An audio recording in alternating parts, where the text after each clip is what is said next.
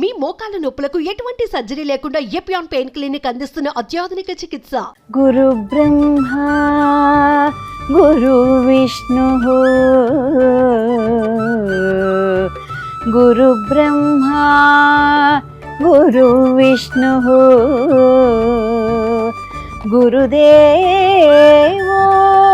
మహేశ్వర. 3 పౌర్ణమి నాడు 12 కిలోల చందనాన్ని మళ్ళీ స్వామికి సమర్పిస్తారు. అది సమర్పించడం మొత్తం సమర్పించిన తర్వాత ఒక పరిపూర్ణ ఆకారం అనేది ఆషాఢ పూర్ణిమ నాడు స్వామి యొక్క పరిపూర్ణ ఆకారాన్ని మనం చూస్తాం అన్నమాట. ఆది శంకర జగద్గురు ధర్మోద్ధారక గురుదేవో ఆది శంకర జగద్గురు పరమ దయాళో గురుదేవో భారతి తీర్థ జగద్గురు. అందరికీ నమస్కారం. నేను Swarupa Potlapalli. Welcome to Suman TV. ఆచార్య దేవో భవ అంటూ గురువును దేవుడితో సమానంగా గౌరవిస్తాము, పూజిస్తాము. ఆషాఢ పౌర్ణమిని గురు పౌర్ణమిగా జరుపుకుంటాం. ప్రస్తుతం నాతో పాటు ప్రముఖ ఆధ్యాత్మిక గాయని కళ్యాణి ద్విభాష్యం గారు ఉన్నారు. ఆవిడతో మాట్లాడి గురు పౌర్ణిమ గురించి అనేక విషయాలు తెలుసుకుందాం. నమస్తే కళ్యాణి గారు. నమస్కారం అండి. ముందుగా మీ ఇంటర్వ్యూని ఒక మంచి శ్లోకంతో ప్రారంభిద్దాం. తప్పకుండా. మనము గురు పౌర్ణమి సందర్భంగా చెప్పుకుంటున్నాం కాబట్టి గురుస్తుతితోటి మనం మొదలు పెట్టుకుందాం. గురు బ్రహ్మా గురు విష్ణు గురు బ్రహ్మా గురు విష్ణు గురుదేవో మహేశ్వర గురు సాక్షాత్ పరబ్రహ్మ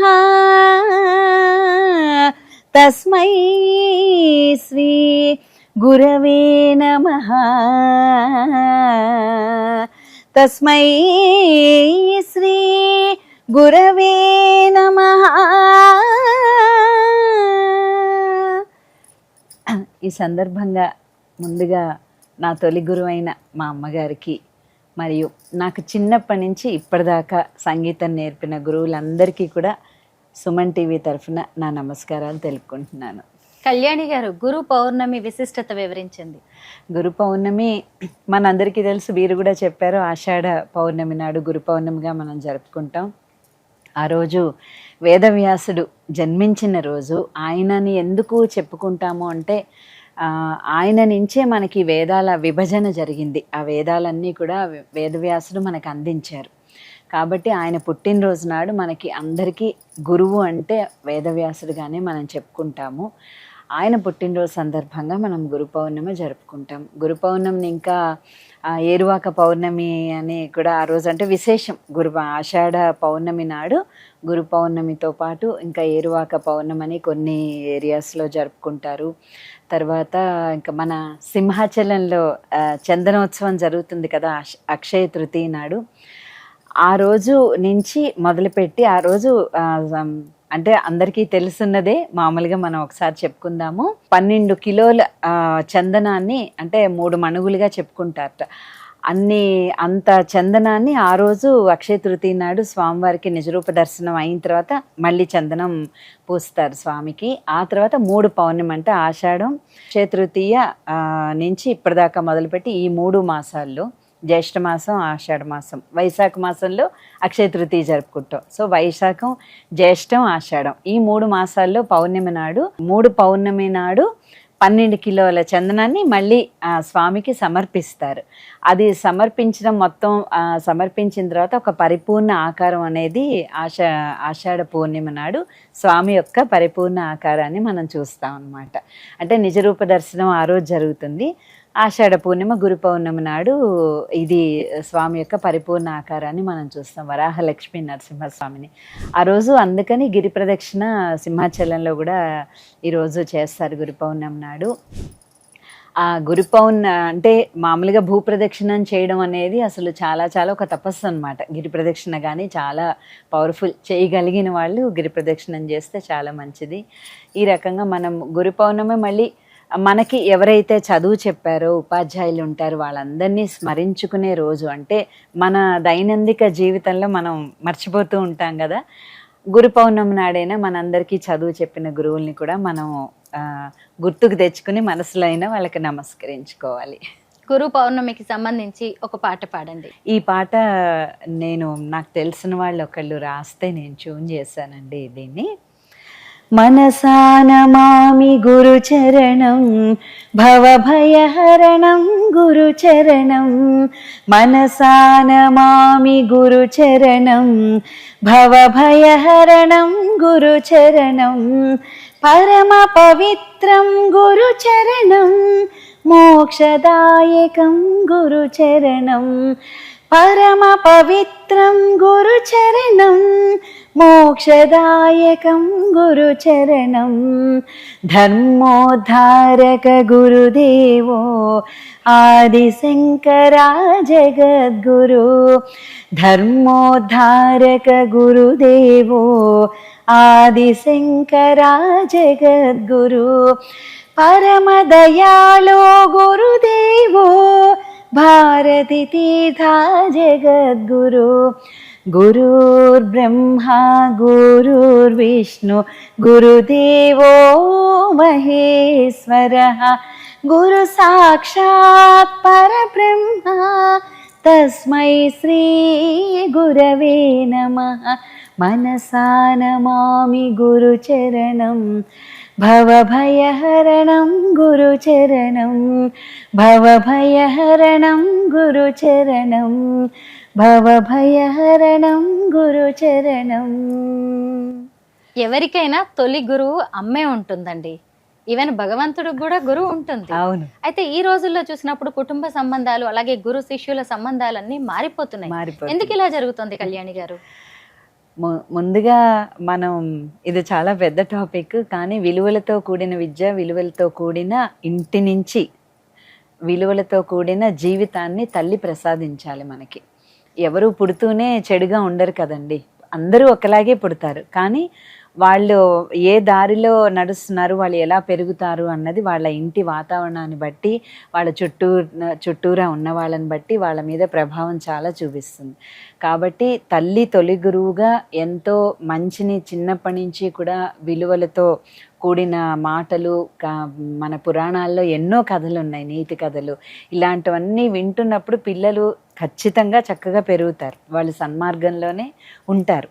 కాబట్టి తల్లిదండ్రులు ముందర మంచిగా వాళ్ళ పిల్లల్ని తీర్చిదిద్దుకోవడంలో తల్లిదండ్రుల బాధ్యత మొదట ఉంటుంది.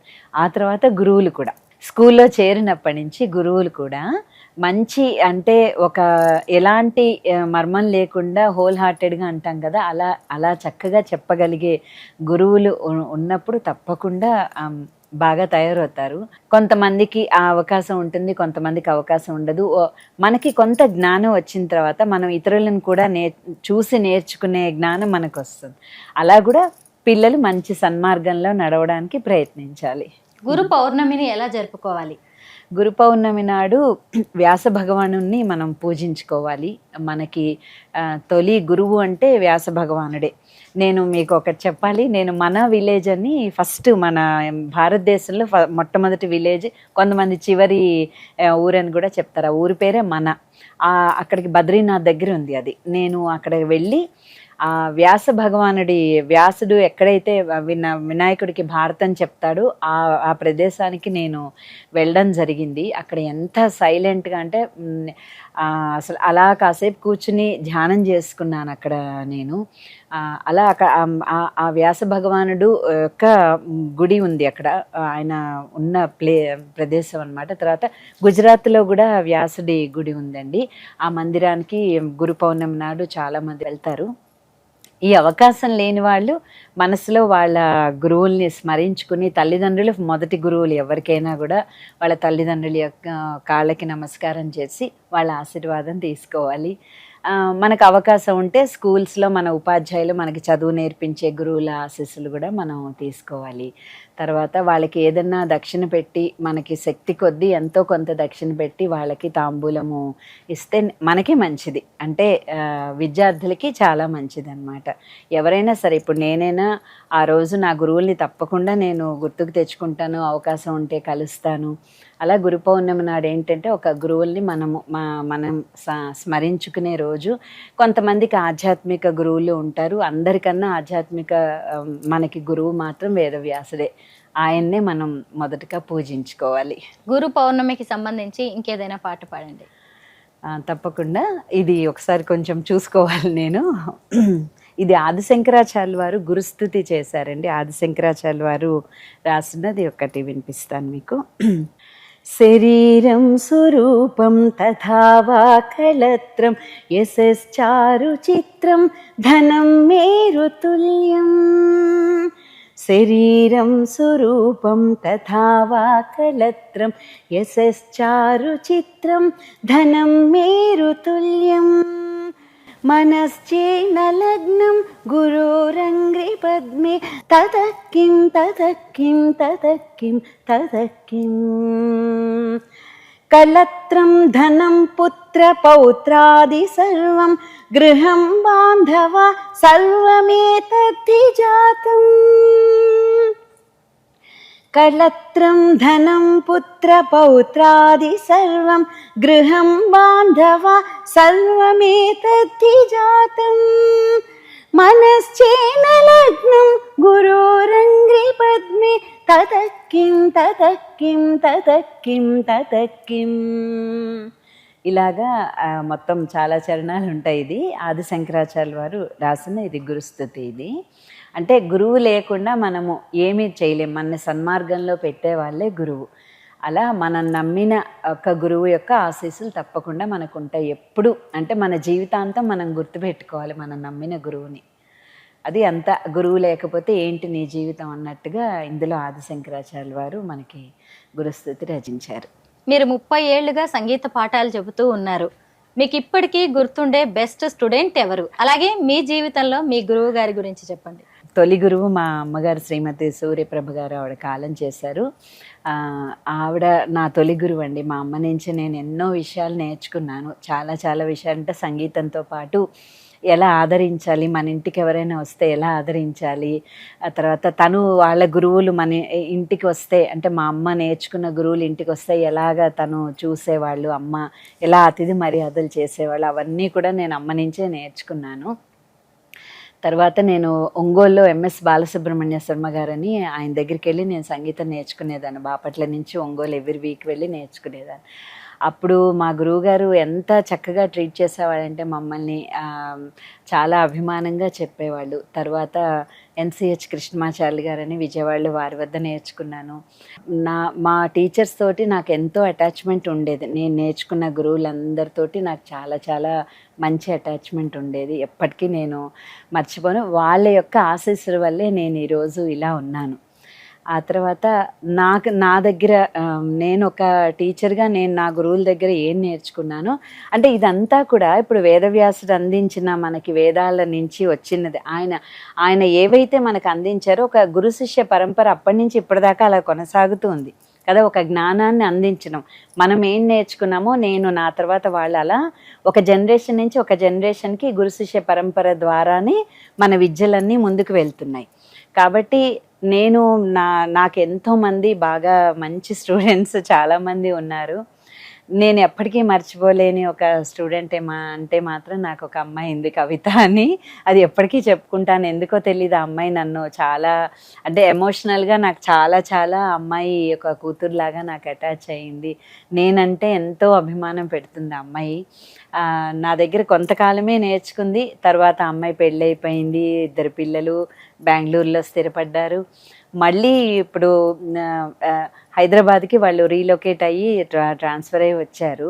వచ్చిన తర్వాత వెంటనే నన్ను కలుసుకుని నా దగ్గరికి వచ్చి మళ్ళీ వాళ్ళ పాప, తను ఇద్దరు, అబ్బాయి 9th క్లాస్ చదువుతున్నాడు, పాప అక్షయ, తను ఇద్దరు కలిసి, కవిత వాళ్ళ అమ్మాయి ఇద్దరు కలిసి మళ్ళీ నా దగ్గర సంగీతానికి జాయిన్ అయినప్పుడు నేను అసలు ఎంత ఆనందపడిపోయానో మాటల్లో చెప్పలేను నేను. అలాగా అంటే అమ్మాయిని అలా చిన్నప్పుడు చూసి మళ్ళీ తన కూతురుతో ఇలా ఎంతోమంది గురువులకి ఇలాంటి వాళ్ళు ఉంటారు. నేను విన్నాను కూడా అలాగా. కాబట్టి అది ఆ అమ్మాయిని నేను ఎప్పటికీ మర్చిపోలేను. ఆ అమ్మాయి లాంటి స్టూడెంట్ మాత్రం నాకు ఇంకెవరు ఉండరేమో అనిపిస్తుంది. అంతలాగా అభిమానించే స్టూడెంట్ ఆ అమ్మాయి. గురు పౌర్ణమి గురించి అనేక మంచి విషయాలు చెప్పారు. Thank you so much Kalyani garu. Thank you అండి.